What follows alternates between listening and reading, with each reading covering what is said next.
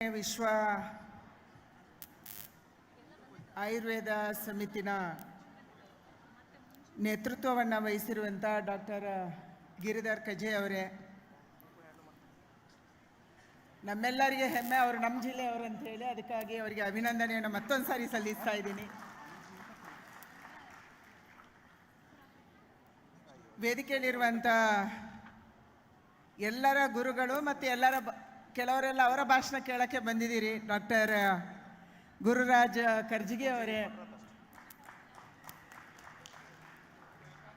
ರಾಜ್ಯದ ಮತ್ತು ದೇಶದ ಬಹಳ ಹೆಸರುವಾಸಿಯಾಗಿರುವಂಥ ಆಸ್ಟ್ರಾಲಜರ್ ಸಚ್ಚಿದಾನಂದ ಬಾಬು ಅವರೇ,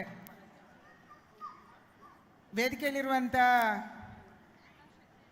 ಸನ್ಮಾನ್ಯ ಮಾರುತಿ ಅವರೇ, ತೇಜು ಬೆಳವಾಡಿ ಅವರೇ, ವಿಷ್ಣುಮೂರ್ತಿ ಅವರೇ, ಹರಿಪ್ರಸಾದ್ ಅವರೇ, ಹಾಗೆಯೇ ಗಣೇಶ್ ದೇಸಾಯಿ ಅವರೇ,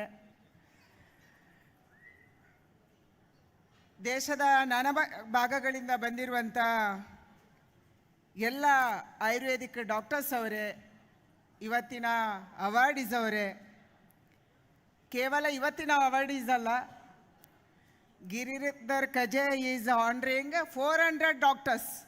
Huge. Today we are honoring 100 doctors and every day 100. Right? ರಾಜ್ಯದ ಮತ್ತು ದೇಶದ ಬೇರೆ ಬೇರೆ ಭಾಗಗಳಿಂದ ಬಂದಿರುವಂಥ ಎಲ್ಲ ಆಯುರ್ವೇದಕ್ಕೆ ಸಂಬಂಧಪಟ್ಟಂಥ ಎಲ್ಲ ಬಂಧುಗಳೇ, ಹಿತೈಷಿ ಬಂಧುಗಳೇ, ಮಾಧ್ಯಮದ ಸ್ನೇಹಿತರೆ,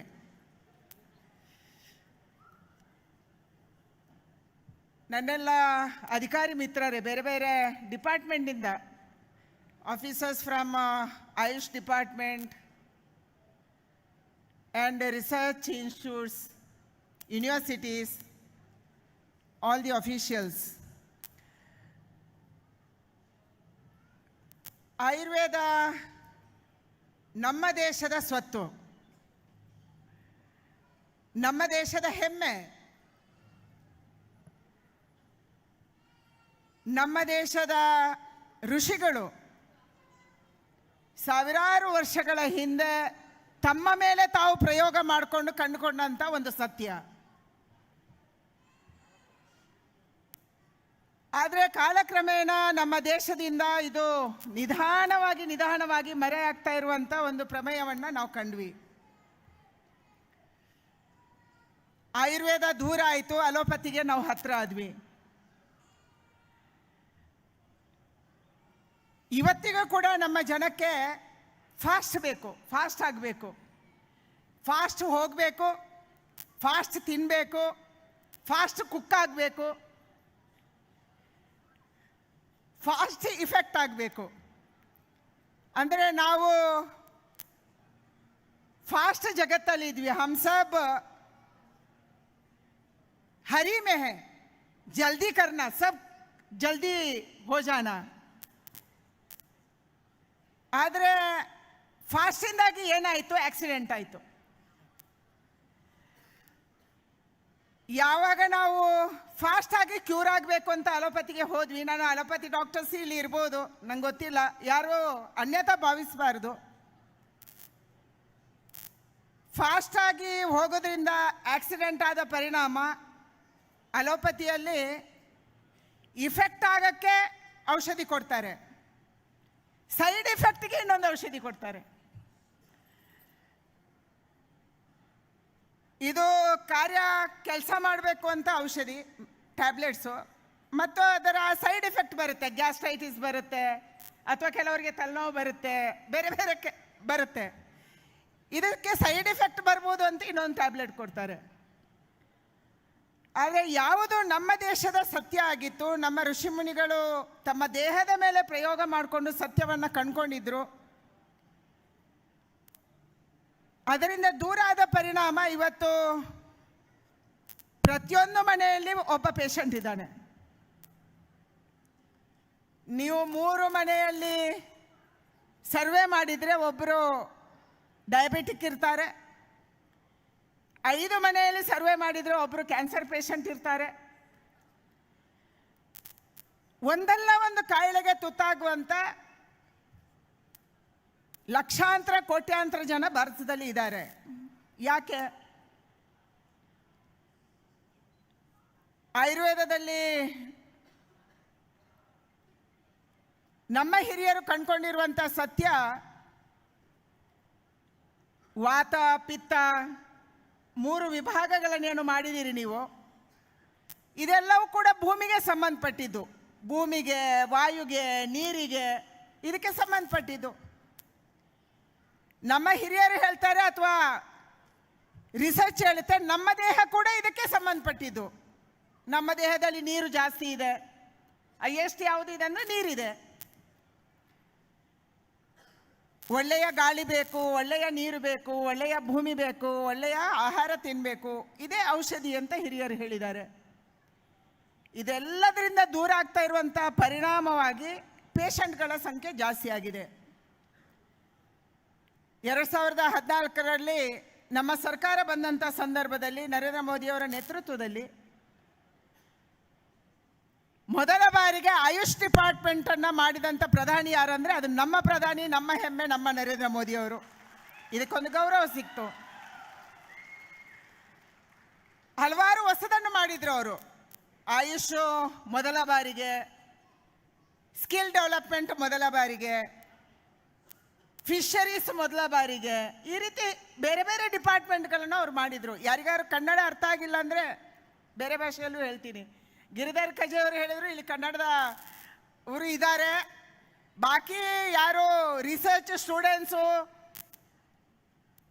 ಟೆಕ್ನಿಕಲ್ ಸೆಷನ್ ಆಚೆ ನಡೀತಿದೆ ಅಂತ ಅಂದಿದ್ದಾರೆ. ಹೌದಲ್ಲ? ಅದಕ್ಕಾಗಿ ಮೊದಲ ಬಾರಿಗೆ ಹಲವಾರು ಡಿಪಾರ್ಟ್ಮೆಂಟ್ಗಳನ್ನು ಮೋದಿಯವರ ನೇತೃತ್ವದಲ್ಲಿ ಮಾಡಲಾಯಿತು.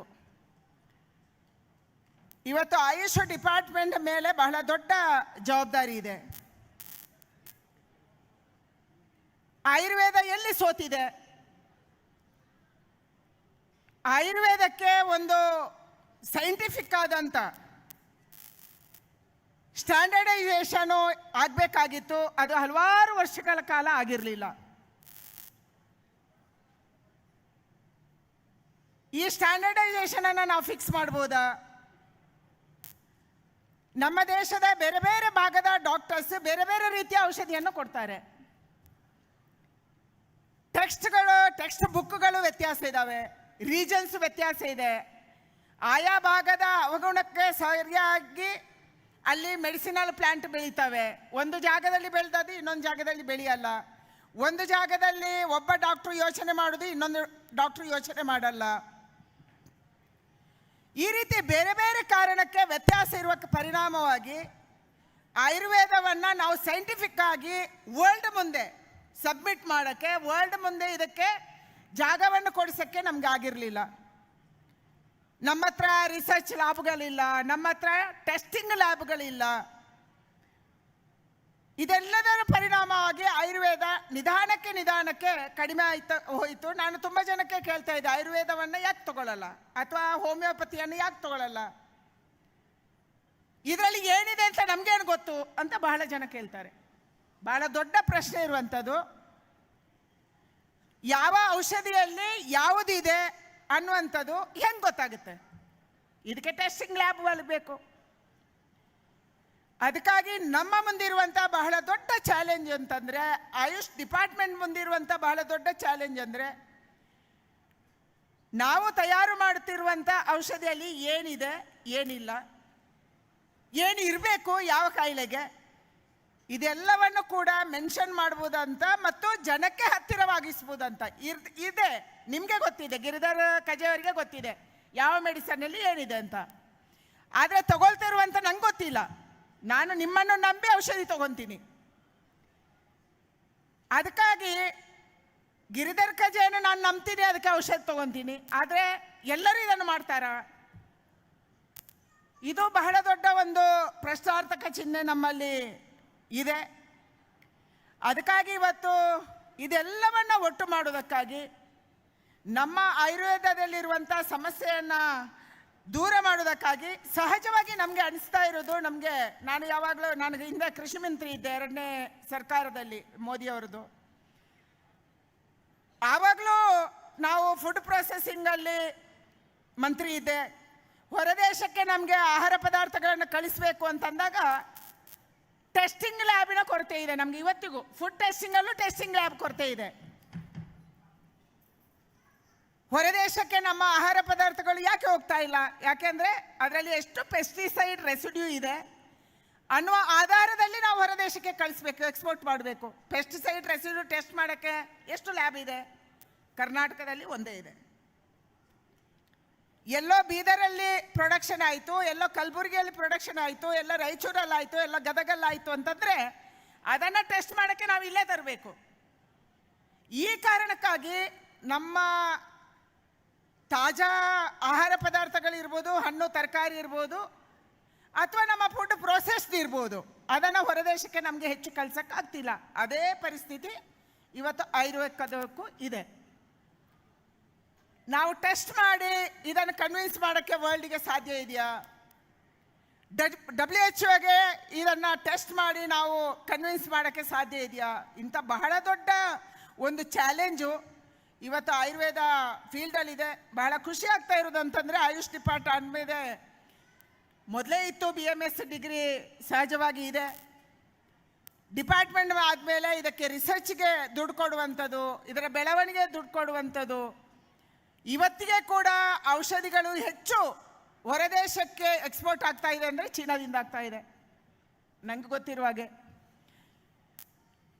ಯಾಕೆಂದರೆ ಚೀನಾದವರು ಬಹಳ ದೊಡ್ಡ ಪ್ರಮಾಣದಲ್ಲಿ, ಚೀನಾಕ್ಕೆ ಹೇಗೆ ಹೋಯ್ತು ಆಯುರ್ವೇದ? ಬುದ್ಧಿಸಂ ಕಾರಣಕ್ಕೆ ಹೋಯಿತು. ನಮ್ಮ ದೇಶದಲ್ಲಿರುವಂಥ ಬುದ್ಧಿಸ್ಟು ಯಾರು ಚೈನಾಕ್ಕೆ ಶಿಫ್ಟ್ ಆದರು, ಯಾರು ಜಪಾನಿಗೆ ಹೋದರು, ಯಾರು ಇಂಡೋನೇಷ್ಯಕ್ಕೆ ಹೋದರು, ಯಾರು ಮಲೇಷ್ಯಕ್ಕೆ ಹೋದರು, ಯಾರು ಶ್ರೀಲಂಕಾಕ್ಕೆ ಹೋದರು, ಅವರು ಅವರ ಬುದ್ಧಿಸಂ ಜೊತೆಗೇ ಇಂಥ ಹಲವಾರು ಯೋಗವನ್ನು, ಆಯುರ್ವೇದವನ್ನು ಅಲ್ಲಿಗೆ ತೊಗೊಂಡೋದ್ರು.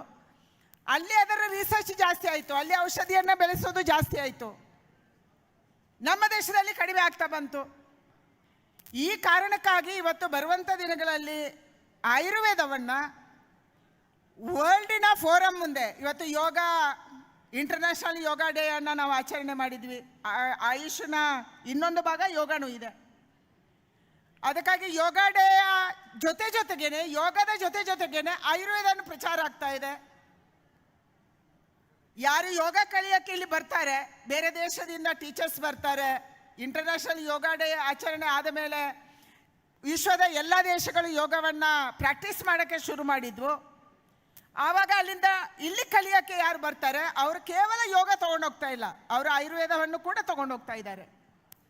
ಅದಕ್ಕಾಗಿ ಇವತ್ತು ಯೋಗದ ಜೊತೆಗೇನೆ ಆಯುರ್ವೇದ, ಆಯುರ್ವೇದ ಜೊತೆಗೇನೆ ಯೋಗ, ಇದನ್ನು ವಿಶ್ವದಾದ್ಯಂತ ಪ್ರಚಾರ ಮಾಡೋದಕ್ಕೆ ನಾವು ದೊಡ್ಡ ಶಕ್ತಿಯ ಒಂದು ಕೆಲಸವನ್ನು ಮಾಡಬೇಕಾಗಿದೆ.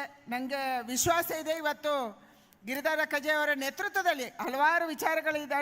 ಇದರಲ್ಲಿ ಒಟ್ಟಾಗಿ ನಾವು ಫೋಕಸನ್ನು ಯಾವ್ದು ಮಾಡ್ಬೋದು? ಯಾವಾಗಲೂ ನಾವು ಹೇಳ್ತೀವಿ prevention is better than cure. ಆದರೆ ಪ್ರಿವೆನ್ಷನ್ ಮಾಡೋದಕ್ಕಾಗಿ ಆಯುರ್ವೇದ ಇದೆ ಅಂತ ಅಂದ್ಕೊಂಡಿದ್ದೀವಿ ಅಲ್ಲ.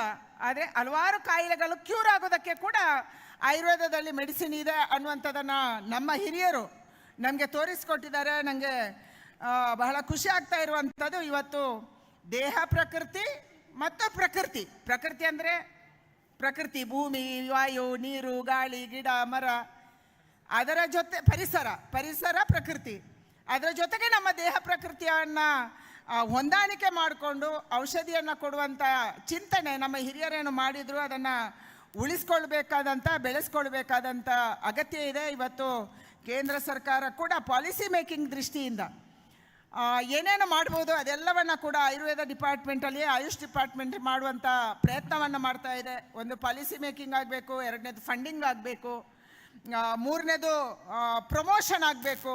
ಭಾರತದ ಆಯುರ್ವೇದದ ವ್ಯವಸ್ಥೆಗೆ ವಿದೇಶದಲ್ಲಿ ಪ್ರಮೋಷನ್ ಆಗಬೇಕು, ಎಜುಕೇಷನ್ ಸರಿಯಾದ ಆಗಬೇಕು, ಸಿಲೆಬಸ್ ಸರಿಯಾಗಿ ಆಗಬೇಕು, ಇವತ್ತಿನ ಜನಜೀವನಕ್ಕೆ ತಕ್ಕಂತೆ ಸಿಲೆಬಸ್ ಆಗಬೇಕು. ಯಾಕೆಂದರೆ ಹಿಂದೆ ಇರುವಂಥ ಜನಜೀವನ ಪದ್ಧತಿನೇ ಬೇರೆ, ಇವತ್ತಿನ ಜನಜೀವನ ಪದ್ಧತಿನೇ ಬೇರೆ. ಇವತ್ತಿನ ನಮ್ಮ ಮಕ್ಕಳ, ನಮ್ಮ ಮುಂದಿನ ಪೀಳಿಗೆಗೆ ಮಾನಸಿಕತೆ ಬೇರೆ, ಹಿಂದೆ ಇದ್ದಂಥ ನಮ್ಮ ಜನಾಂಗದ ಮಾನಸಿಕತೆ ಬೇರೆ. ಇದಾಗಬೇಕು. ಈ ದೃಷ್ಟಿಯಿಂದ ಇವತ್ತು ಹೆಲ್ತ್ ಕೇರ್ ಸರ್ವೀಸನ್ನು ಪ್ರೊವೈಡ್ ಮಾಡೋದಕ್ಕೆ, ಅಲೋಪತಿಗೆ ಈಕ್ವಲ್ ಆಗಿ ಅದಕ್ಕೆ ಪರ್ಯಾಯವಾಗಿ ಆಯುರ್ವೇದವನ್ನು ಬೆಳೆಸೋದಕ್ಕೆ ಇವತ್ತು ಸಹಜವಾಗಿ ಏನು ಭಾರತ ಸರ್ಕಾರ ಯೋಚನೆ ಮಾಡ್ತಾ ಇದೆ, ಅದಕ್ಕೆ ನಿಮ್ಮೆಲ್ಲರ ಕೂಡ ಎಲ್ಲ ಡಾಕ್ಟರ್ಸಿನ ಬೆಂಬಲ ತುಂಬ ಅಗತ್ಯ ಇದೆ. ಯಾಕಂದರೆ ಇವತ್ತು ಬಹಳ ಮುಖ್ಯವಾಗಿ ಆಯುರ್ವೇದ ನಡೆಯೋದು ನಂಬಿಕೆಯಿಂದ, ಟ್ರಸ್ಟಿಂದ. Trust is very important. ಯಾವ ಡಾಕ್ಟರ್ ಮೇಲೆ ಟ್ರಸ್ಟ್ ಬರುತ್ತೆ ಆವಾಗ ಜನ ಅದನ್ನು ನಂಬ್ತಾರೆ. ಅದಕ್ಕಾಗಿ ಟ್ರಸ್ಟ್ ಹೇಗೆ ಬರಬೇಕು? ತುಂಬ ಜನ ಹೇಳ್ತಾರೆ, ನೀವು ಅದರಲ್ಲಿ ಸ್ಟೀರಾಯ್ಡ್ಸ್ ಹಾಕಲ್ಲ ಅಂತ ಏನು ಗ್ಯಾರಂಟಿ? ತುಂಬ ಜನ ಕೇಳ್ತಾರೆ. ಯಾಕಂದರೆ ನಾವೊಂದು ಫ್ಯಾಮಿಲಿಯಲ್ಲಿ ಇವತ್ತು ಕೂತಿದ್ದೀವಿ, ನಮಗೆ ನಾವೇ ಪ್ರಶ್ನೆ ಹಾಕೋಬೇಕು, ಈ ಪ್ರಶ್ನೆಗೆ ಹೇಗೆ ನಾವು ಉತ್ತರ ಕೊಡ್ಬೋದು? ಇದಕ್ಕೆ ಒಂದೇ ಒಂದು ದಾರಿ ಇರುವಂಥದ್ದು, ಹೆಚ್ಚೆಚ್ಚು ಟೆಸ್ಟಿಂಗ್ ಲ್ಯಾಬ್ಗಳು ನಮ್ಮ ಎಲ್ಲ ಮೆಡಿಸಿನ್ಗಳನ್ನು ಇನ್ನೂ ಸೈಂಟಿಫಿಕ್ ಆಗಿ ಟೆಸ್ಟ್ ಮಾಡೋದ್ರ ಮೂಲಕ ಜನರಲ್ಲಿ ವಿಶ್ವಾಸ ಭರಿಸುವಂಥ ಕೆಲಸ ಆಗಬೇಕಾಗಿದೆ. ಮತ್ತು ಯಾವಾಗಲೂ ಡಾಕ್ಟರ್ಸನ್ನು ನಂಬಿ ಇವತ್ತು ಏನು ಪೇಷಂಟ್ಸ್ ಬರ್ತಾರೆ, ಅದಕ್ಕೆ ಡಾಕ್ಟರ್ಸ್ ಜವಾಬ್ದಾರಿ ಬಹಳ ದೊಡ್ಡದಿದೆ. ಡಾಕ್ಟರ್ಸ್ ವಿಶ್ವಾಸ ಗಳಿಸಿದರೆ ನಮ್ಮ ಹಿರಿಯರು ಕೊಟ್ಟಂಥ, ನಾವೇನು ಕೆಲಸ ಮಾಡ್ತಾ ಇದ್ದೀವಿ, ಧನ್ವಂತರಿ ಅವರು ಕೊಟ್ಟಂಥ, ಸುಶ್ರುತ ಕೊಟ್ಟಂಥ, ಚರಕ ಕೊಟ್ಟಂಥ, ಭಾರದ್ವಾಜರು ಕೊಟ್ಟಂಥ, ಕಶ್ಯಪರು ಕೊಟ್ಟಂಥ, ನಮ್ಮ ಋಷಿಮುನಿಗಳು ಕೊಟ್ಟಂಥ ಆಯುರ್ವೇದವನ್ನು ನಮ್ಮ ಮುಂದಿನ ಪೀಳಿಗೆಗೆ ಹಸ್ತಾಂತರಿಸುವಂಥ ಜವಾಬ್ದಾರಿ ಯಾರ್ದು? ಯಾರು ಆಯುರ್ವೇದದಲ್ಲಿ ಪ್ರಾಕ್ಟೀಸ್ ಮಾಡ್ತಾ ಇದ್ದೀರಿ, ಯಾರು ಕಲ್ತಿದ್ದೀರಿ, ನಿಮ್ಮ ಜವಾಬ್ದಾರಿ ಬಹಳ ದೊಡ್ಡದಿದೆ. ಪಾಲಿಸಿ ಮೇಕಿಂಗಲ್ಲಿ ನಾವು ಮಾಡ್ಬೋದು. ನಿಮ್ಮ ಏನೇನು ಸಮಸ್ಯೆ ಇದೆ, ಇವತ್ತು ಗಿರಿಧರ್ ಕಜೆ ಅವರು ಹೇಳ್ತಾ ಇದ್ದರು, ನಾವು ರಿಸರ್ಚ್ ಪೇಪರನ್ನು ಆಹ್ವಾನ ಮಾಡಿದಾಗ ವಿಶ್ವದಲ್ಲೇ ಮೊದಲ ಬಾರಿಗೆ ಈ ಒಂದು 2ನೇ ವರ್ಲ್ಡ್ ಆಯುರ್ವೇದಿಕ್ ಸಮಿತಿಗೆ 957 ರಿಸರ್ಚ್ ಪೇಪರ್ಸ್ ಇಲ್ಲಿ ಪ್ರೆಸೆಂಟ್ ಆಗ್ತಿದೆ ಅನ್ನುವಂಥದ್ದನ್ನು ಹೇಳಿದರು. ಬಹಳ ಯೂಜ್ ಇದು. ಯಾವ ಸಮಿಟಲ್ಲೂ ಇಷ್ಟ ಆಗಲ್ಲ, ಯಾವ ಅಲೋಪತಿಯಲ್ಲೂ ಆಗಲ್ಲ, ಯಾವ ಆಯುರ್ವೇದಿಕಲ್ಲೂ ಆಗಿಲ್ಲ. 957 ರಿಸರ್ಚ್ ಪೇಪರ್ಸನ್ನು ನಮ್ಮ ಡಾಕ್ಟರ್ಸ್, ನಮ್ಮ ಸ್ಟೂಡೆಂಟ್ಸ್, ನಮ್ಮ ರಿಸರ್ಚರ್ಸ್, ನಮ್ಮ PhD ಸ್ಟೂಡೆಂಟ್ಸು ಸಬ್ಮಿಟ್ ಮಾಡಿದ್ದಾರೆ. ಅಂದರೆ ಇದು ಹ್ಯೂಜ್ ನಂಬರ್. ಇದೇ ವೇಗದಲ್ಲಿ ನಾವು ಈ ಆಯುರ್ವೇದವನ್ನು ಇನ್ನಷ್ಟು ಜನಮಾನಸಕ್ಕೆ ಇದರ ಬಗ್ಗೆ ನಂಬಿಕೆ ಬರುವಂಥ, ಟ್ರಸ್ಟ್ ಬರುವಂಥ ರೀತಿಯಲ್ಲಿ ವರ್ತಿಸಬೇಕಾದಂಥ ಮತ್ತು ನಮ್ಮ ಹಿರಿಯರು ಕೊಟ್ಟಂಥ ಈ ಒಂದು ವಿದ್ಯೆಯನ್ನು, ವಿಜ್ಞಾನವನ್ನು, ಅದರ ಗೌರವವನ್ನು ಕಾಪಾಡುವಂಥ ದೊಡ್ಡ ಕೆಲಸವನ್ನು ನಮ್ಮೆಲ್ಲ ಡಾಕ್ಟರ್ಸು, ನಮ್ಮೆಲ್ಲ ರಿಸರ್ಚರ್ಸು, ನಮ್ಮ ಸ್ಟೂಡೆಂಟ್ಸು, ನಮ್ಮ ಪ್ರೊಫೆಸರ್ಸು ಮಾಡುವಂಥ ಬಹಳ ದೊಡ್ಡ ಅಗತ್ಯ ಇವತ್ತು ಇದೆ ಅಂತ ನನಗೆ ಅನಿಸುತ್ತೆ. ಅದಕ್ಕಾಗಿ ಬರುವಂಥ ದಿನಗಳಲ್ಲಿ ನಾವು ಏನೇನನ್ನು ಮಾಡ್ಬೋದು, WHO ಜೊತೆ ನಾವು ಹೇಗೆ ಕೊಲಾಬ್ರೇಷನ್ ಮಾಡ್ಬೋದು, ವರ್ಲ್ಡ್ ಫೋರಮಲ್ಲಿ ನಾವು ಈ ನಮ್ಮ ಆಯುರ್ವೇದವನ್ನು ಹೇಗೆ ತೊಗೊಂಡೋಗ್ಬೋದು, ಯೋಗದ ಜೊತೆ ಇಂಟರ್ನ್ಯಾಷನಲ್ ಯೋಗ ದಿನ ಆಯುರ್ವೇದವನ್ನು ಹೇಗೆ ಇದಕ್ಕೆ ಜೊತೆ ಕೊಲಾಬ್ರೇಟ್ ಮಾಡ್ಕೋಬೋದು, ಭಾರತದಿಂದ ಆಯುರ್ವೇದಿಕ್ ಮೆಟೀರಿಯಲನ್ನು, ಮೆಡಿಸಿನನ್ನು, ಪ್ಲ್ಯಾಂಟ್ಸನ್ನು ನಾವು ವಿಶ್ವದ ಬೇರೆ ಕಡೆಗೆ ಹೇಗೆ ಎಕ್ಸ್ಪೋರ್ಟ್ ಮಾಡ್ಬೋದು, ಇದರಿಂದ ಕೇವಲ ಡಾಕ್ಟರ್ಸ್ಗೆ ಲಾಭ ಅಲ್ಲ, ನಮ್ಮ ರೈತರಿಗೂ ಲಾಭ ಇದೆ, ಇಡೀ ಪೇಷಂಟ್ಗೆ ಲಾಭ ಇದೆ, ಇಡೀ ಸಮಾಜಕ್ಕೆ ಲಾಭದಾಯಕವಾಗಿದೆ. ಅದಕ್ಕಾಗಿ ಈ ದೃಷ್ಟಿಯಿಂದ ನಾವು ಇವತ್ತೇನೋ ಒಂದು ದೊಡ್ಡ ಪ್ರಮಾಣದಲ್ಲಿ ಫಾರ್ಮಸ್ಯೂಟಿಕಲ್ ಲಾಬಿ ದೇಶದಲ್ಲಿ ನಡೀತಾ ಇದೆ. ಹೇಗೆ ಬೇರೆ ಬೇರೆ ದೊಡ್ಡ ದೊಡ್ಡ ಸಿಟಿಗಳಲ್ಲಿ ಅಲೋಪತಿಕ್ ಆಸ್ಪತ್ರೆಗೂ ಹೋಗುವುದೇ ಒಂದು ದೊಡ್ಡ ಚಾಲೆಂಜ್ ಆಗಿದೆ, ಬಹಳ ದೊಡ್ಡ ಚಾಲೆಂಜು. ಆಸ್ಪತ್ರೆಗೆ ಹೋದರೆ ಪೇಷಂಟ್ನ ಮುಖ ನೋಡಿ ಅವರಿಗೆ ಬಿಲ್ ಆಗುತ್ತೆ, ಪೇಷಂಟಿನ ಒಟ್ಟು ಕಾಯಿಲೆ ನೋಡಿ ಇದಕ್ಕೆ ಬಿಲ್ ಆಗುತ್ತೆ. ಅದಕ್ಕಾಗಿ ಇದನ್ನು ತಪ್ಪಿಸಬೇಕಂದ್ರೆ ಇಲ್ಲಿ ಕೂತಿರುವಂಥ ಎಲ್ಲ ಡಾಕ್ಟರ್ಸ್ ಇದು ಬಹಳ ದೊಡ್ಡ ಜವಾಬ್ದಾರಿ ಇದೆ, ಬಹಳ ದೊಡ್ಡ ಒಂದು ವ್ಯವಸ್ಥೆಯನ್ನು ನಾವು ಬದಲಾವಣೆ ಮಾಡಬೇಕಾಗಿದೆ. ಸುಲಭ ಇಲ್ಲ. ತುಂಬ ಜನ ಯಾರೋ ಆಯುರ್ವೇದಿಕ್ ಚೆನ್ನಾಗಿ ಕೊಡ್ತಾರೆ. ನನಗೆ ಪುತ್ತೂರಲ್ಲಿ ಒಂದು ನೆನಪಿದೆ, ಪುತ್ತೂರಿಗೆ ಯಾರೋ ಒಬ್ಬರು ಕಾಸರಗೋಡಿನ ಡಾಕ್ಟರ್ ಬರ್ತಾಯಿದ್ರು. ಆ ಡಾಕ್ಟರ್ ಮೇಲೆ ಅಲೋಪತಿ ಡಾಕ್ಟರ್ ಎಲ್ಲ ಸೇರಿ ಕೇಸ್ ಹಾಕಿದ್ರು, ಪಾಪ ಓಡಿಸಿದ್ರು ಅವರನ್ನು. ಇದು ನಂದು ಊರಲ್ಲಿ, ಪುತ್ತೂರಲ್ಲಿ. ಅಂದರೆ ಆ ರೀತಿಯ ಚಾಲೆಂಜನ್ನು ಕೂಡ ತುಂಬ ಜನ ಡಾಕ್ಟರ್ಸ್ ಎದುರಿಸ್ತಾ ಇದ್ದಾರೆ ಇವತ್ತು. ಅಂತ ಅಷ್ಟು ದೊಡ್ಡ ಪ್ರಮಾಣದ ಒಂದು ಲಾಬಿ ದೇಶದಲ್ಲಿ ಫಾರ್ಮಸ್ಯೂಟಿಕಲ್ಲು ಮತ್ತು ಮೆಡಿಕಲ್ ಲಾಬಿ ನಡೀತಾ ಇದೆ. ಇದನ್ನು ಓಪನ್ ಆಗಿ ನಾವು ಹೇಳಲೇಬೇಕು. ಯಾಕಂದರೆ ಇವತ್ತು ನಮ್ಮನ್ನು ನಾವು ಉಳಿಸ್ಕೋಬೇಕು ಅಂತಂದರೆ, ಈ ಒಂದು ಫೀಲ್ಡ್ಗೆ ಆಯುರ್ವೇದಕ್ಕೆ ಗೌರವ ಸಿಗಬೇಕು ಅಂತಂದರೆ, ಮತ್ತು ಇದರ ಜನಕ್ಕೆ ಲಾಭದಾಯಕ ಆಗಬೇಕು ಅಂತಂದರೆ ಇಂಥ ಹಲವಾರು ಚಾಲೆಂಜನ್ನು ನಾವು ಫೇಸ್ ಮಾಡಬೇಕಾಗುತ್ತೆ, ಎದುರಿಸಬೇಕಾಗುತ್ತೆ ಮತ್ತು ಎದ್ದು ನಿಲ್ಲಬೇಕಾಗುತ್ತೆ. ಅದಕ್ಕಾಗಿ ನಾನು ವಿನಂತಿ ಮಾಡುವಂಥದ್ದು ಒಂದೇ, ದಯಮಾಡಿ ಏನು ಇವತ್ತು ಕಂಟೆಂಪ್ರರಿ ಮೆಡಿಸಿನನ್ನು ಹೇಗೆ ನಾವು ತಯಾರು ಮಾಡ್ಬೋದು ಮತ್ತು ಲಾಭದಾಯಕವಾಗಿ ನಮ್ಮ ಪೇಷಂಟ್ಗಳಿಗೆ ನಾವು ಕೊಡ್ಬೋದು ಅನ್ನುವಂಥದ್ದನ್ನು ವಿಶೇಷವಾಗಿ ನಾವು ಯೋಚನೆಯನ್ನು ಮಾಡಬೇಕು. ಇವತ್ತು department of AYUSH, council of scientific and industrial research ಇದೆ, CSIR ಅಂತ ನಾವೇನು ಹೇಳ್ತೀವಿ, ಹಾಗೆಯೇ ICMR ಇದೆ. ಇದೆಲ್ಲವೂ ಸೇರಿಕೊಂಡು ಆಯುರ್ವೇದವನ್ನು ಮುಂದೆ ತರುವಂಥ ಒಂದು ದೊಡ್ಡ ಕೆಲಸವನ್ನು ಮಾಡಬೇಕು. ಇದಕ್ಕೆ ಸರ್ಕಾರದ ವತಿಯಿಂದ ಏನೇನು ಬೇಕು, ಏನೇನು ಮಾಡ್ಬೋದು, ನಿಮ್ಮ ಅಪೇಕ್ಷೆ ಏನಿದೆ, ಈ ಒಂದು ಆಯುರ್ವೇದ ಸಮಿತಿನ ಔಟ್ಕಮ್ ಏನಿದೆ, ದಯಮಾಡಿ ಈ ಔಟ್ಕಮನ್ನು ಕೂಡ ನಮ್ಮ ಗಮನಕ್ಕೆ ತಂದರೆ ಸರ್ಕಾರದ ವಲಯದಲ್ಲಿ ಕೂಡ ಇದಕ್ಕೆ ಬೇಕಾದಂಥ ಪಾಲಿಸಿ ಮೇಕಿಂಗ್ ಇರ್ಬೋದು, ಅಥವಾ ಬರುವ ದಿನಗಳಲ್ಲಿ ಫಂಡಿಂಗ್ ಇರ್ಬೋದು, ಅಥವಾ ಇದರ ಚಾಲೆಂಜಸ್ಸನ್ನೇ ಎದುರಿಸೋಕ್ಕೆ ಏನೇನೋ ಸಹಾಯ ಬೇಕು ಇದಿರ್ಬೋದು. ಇದನ್ನು ಖಂಡಿತವಾಗಿ ನಮ್ಮ ಹಿರಿಯರ ಗಮನಕ್ಕೆ ತಂದು ಇದಕ್ಕೆ ನಿಜವಾದ ರೀತಿಯಲ್ಲಿ ನಮ್ಮ ಆಯುರ್ವೇದಕ್ಕೆ ನ್ಯಾಯ ಸಿಗುವ ರೀತಿಯಲ್ಲಿ ಆಗುವ ರೀತಿಯಲ್ಲಿ ನಾವೆಲ್ಲರೂ ಪ್ರಯತ್ನ ಮಾಡ್ತೀವಿ ಅನ್ನುವಂಥ ಭರವಸೆಯನ್ನು ಕೊಟ್ಟು ಇಷ್ಟೊಂದು ಹ್ಯೂಜ್ ಆಗಿ ಸುಮಾರು 1800 ಸ್ಟೂಡೆಂಟ್ಸಿಗೆ ಗಿರಿಧರ್ ಕರ್ಜೆ ಅವರು ಅಕೊಮಡೇಷನ್ ಮಾಡಿದ್ದಾರೆ ಅಂತ ನಾನು ಹೇಳಿದೆ. ಅಕೊಮಡೇಷನ್ ಮಾಡೋದೇ ಒಂದು ದೊಡ್ಡ ಚಾಲೆಂಜು ಅಂತೇಳಿ, ಯಾಕಂದರೆ ನಾವು ಚಿಕ್ಕ ಚಿಕ್ಕ ಕಾರ್ಯಕ್ರಮ ಮಾಡಿದಾಗಲೂ ನಮಗೆ ದೊಡ್ಡ ಸಮಸ್ಯೆ ಆಗುತ್ತೆ ಅಕೊಮಡೇಷನ್ ಮಾಡೋಕ್ಕೆ. ಅದು ಬೆಂಗಳೂರಂಥ ಏರಿಯಾದಲ್ಲಿ ಪ್ಯಾಲೇಸ್ ಗ್ರೌಂಡಲ್ಲಿ ಇಷ್ಟೊಂದು ದೇಶದ ಬೇರೆ ಬೇರೆ ಭಾಗಗಳಿಂದ ಸಾವಿರಾರು ಜನರನ್ನು ಕರೆಸಿ, ಔಟ್ಸೈಡಿಂದ ವಿದೇಶದಿಂದ ಬೇರೆ ಬೇರೆ ತಜ್ಞರನ್ನು ಕರೆಸಿ ಇಲ್ಲಿ ನಮ್ಮ ಸ್ಟೂಡೆಂಟ್ಸಿಗೆ ಟೆಕ್ನಿಕಲ್ ಸೆಷನ್ ಮಾಡಿ, ಬೇರೆ ಬೇರೆ ಕಾರ್ಯಕ್ರಮಗಳನ್ನು ಮಾಡಿ, ಪ್ರದರ್ಶಿಯನ್ನು ಏರ್ಪಡಿಸಿ, ರಥೋತ್ಸವವನ್ನು ಮಾಡಿ, ಎಲ್ಲ ದಕ್ಷಿಣದ ರಾಜ್ಯಗಳಿಗೆ ರಥವನ್ನು ಕಳಿಸಿ, ಇದರ ಮೂಲಕ ಜನಜಾಗೃತಿಯನ್ನು, ಕಾಲೇಜುಗಳಲ್ಲಿ ಜನಜಾಗೃತಿಯನ್ನು ಮಾಡಿದಂಥ ಒಂದು ಹ್ಯೂಜ್ ಕಾರ್ಯಕ್ರಮವನ್ನು ಗಿರಿಧರ್ ಕಜೆ ಅವರ ನೇತೃತ್ವದಲ್ಲಿ ಅವರ ಇಡೀ ಟೀಮ್ ಮಾಡಿದೆ. ಅವರಿಗೆ ನಾನು ಅಭಿನಂದನೆಗಳನ್ನು ಸಲ್ಲಿಸ್ತಾ ಇದ್ದೀನಿ. ಸರ್ಕಾರ ಮಾಡುವಂಥ ದೊಡ್ಡ ಕೆಲಸವನ್ನು ಇವತ್ತು ಒಂದು ವ್ಯಕ್ತಿಗಳು ಮಾಡ್ತಾರೆ ಅಂತಂದರೆ ಇದು ನಿಜವಾಗ್ಲೂ ಅಭಿನಂದನೆಗೆ ಅರ್ಹವಾದ್ದು. ಖಂಡಿತ ಬರುವಂಥ ದಿನಗಳಲ್ಲಿ ಸರ್ಕಾರದ ವತಿಯಿಂದ ಏನೇನು ಮಾಡ್ಬೋದು ಅದನ್ನು ಗಮನಕ್ಕೆ ತಂದರೆ ಅದನ್ನು ಮಾಡೋದಕ್ಕೆ ನಾನು ಸಿದ್ಧ ಇದ್ದೀನಿ ಅನ್ನುವಂಥ ಮಾತನ್ನು ಮತ್ತೊಂದು ಸರಿ ಗಿರಿಧರ್ ಕಜೆ ಮತ್ತು ಎಲ್ಲ ಡಾಕ್ಟರ್ಸ್ಗೆ ಹೇಳಿ ನಿಮ್ಮೆಲ್ಲರಿಗೆ ಕೂಡ ಅಭಿನಂದನೆಯನ್ನು ಸಲ್ಲಿಸಿ, ಇಲ್ಲಿ ಯಾರು ಅವಾರ್ಡೀಸ್ ಇದ್ದಾರೆ, ಖಂಡಿತ ನಿಮ್ಮ ಭಾಗದಲ್ಲಿ ನೀವು ದೊಡ್ಡ ದೊಡ್ಡ ಡಾಕ್ಟರ್ಸು ಆ ನಂಬಿಕೆಯನ್ನು, ಟ್ರಸ್ಟನ್ನು ಖಂಡಿತವಾಗಿ ನೀವೆಲ್ಲರೂ ಉಳಿಸ್ಕೋಬೇಕು ಮತ್ತು ನಮ್ಮ ಆಯುರ್ವೇದವನ್ನು ಮುಂದುವರಿಸಬೇಕು. ಮುಂದಿನ ಪೀಳಿಗೆಗೆ ಇದನ್ನು ಹಸ್ತಾಂತರಿಸಬೇಕು, ಪೀಳಿಗೆಗೆ ಹಸ್ತಾಂತರಿಸಬೇಕು. ಇದೇ ಗೌರವದಿಂದ, ಇದೇ ಹೆಮ್ಮೆಯಿಂದ ನಾವು ಹಸ್ತಾಂತರಿಸಬೇಕು ಅನ್ನುವಂಥದ್ದನ್ನು ಹೇಳಿ ನಿಮ್ಮೆಲ್ಲರಿಗೆ ಕೂಡ ವಂದನೆಯನ್ನು ಸಲ್ಲಿಸಿ ನನ್ನ ಮಾತು ಮುಗಿಸ್ತೀನಿ. ನಮಸ್ಕಾರ. ಜೈ Hind. Thank you for such thoughtful words. ನಿಖರ ಸುದ್ದಿ, ಸದಭಿರುಚಿಯ ಕಾರ್ಯಕ್ರಮ. ನೀವು ನೋಡ್ತಾ ಇದ್ದೀರಾ ಕಹಳೆ ನ್ಯೂಸ್, ಸಮಾಜದ ಜಾಗೃತಿಗಾಗಿ ವಸ್ತುನಿಷ್ಠ ವರದಿ.